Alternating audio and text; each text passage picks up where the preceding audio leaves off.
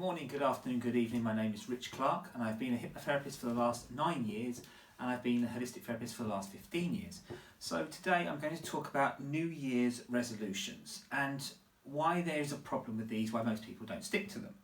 So for example, I'm going to talk about this. So if I just break down a few points into two parts, why people struggle with resolutions and how to improve their chances of success. So people often fail to stick to their New Year's resolutions for several key psychological and practical reasons. So let's start with this. So number one, they're overly ambitious or vague goals. Many people set way too broad resolutions like get healthy or save money or without specific measurable targets. This makes it hard to track progress and maintain the motivation. Number two is they're relying on willpower alone. Willpower is a limited resource. When people do not depend solely on motivation without creating supportive systems and habits, they're more likely to fail when faced with stress or temptation. Now, this is the difference I feel, that when you do psychotherapy and hypnotherapy, you can work with the subconscious and work and change that mindset.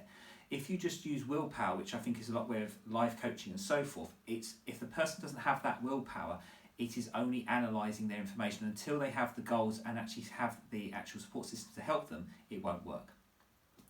Number three, the fresh start fallacy. January the 1st isn't magically different from any other day.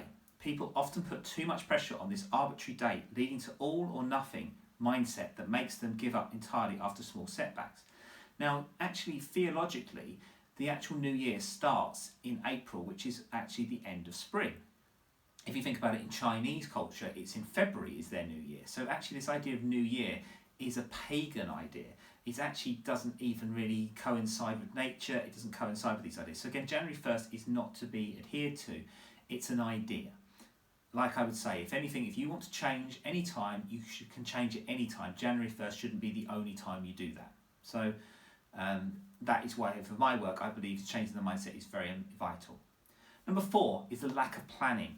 Many people jump into resolutions without thinking through the practical steps, potential obstacles and necessary lifestyle changes. These are very much an issue we see with a lot of people.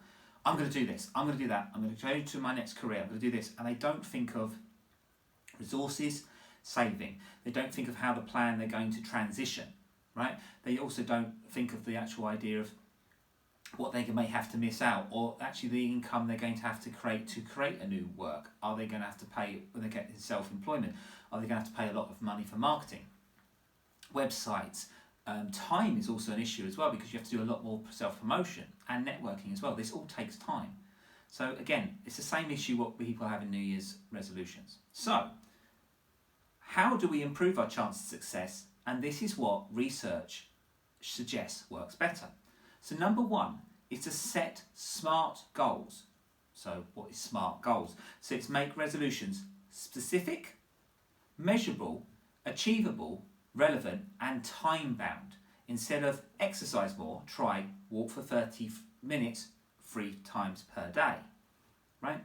Same as if you're saying you want to lose weight. Instead of saying about, oh, I'm going to eat less, actually think, right, instead of eating so much food, eat smaller portions.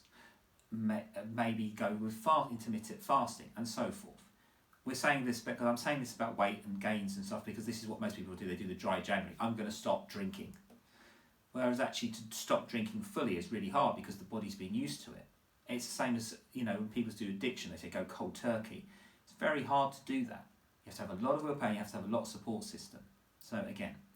Number two is creating environmental supports. Make desired behaviours easier and undesired ones harder. Want to eat healthier? Stock your kitchen with nutritious foods and removing the tempting snacks. Okay. Number three, build tiny habits. Start with small, manageable changes that can grow over time. Begin with a 5-minute daily meditation. Is more likely to stick than committing to an hour. If you want to know more about meditation, I have videos about that. And I also there are videos I've shared with pranayama, explaining different pranayama exercises which help with different issues. Again, if you're more interested in that, please let me know and I'll be quite happy to send you the links. Number four, plan for obstacles. Anticipate challenges and prepare specific strategies to handle them.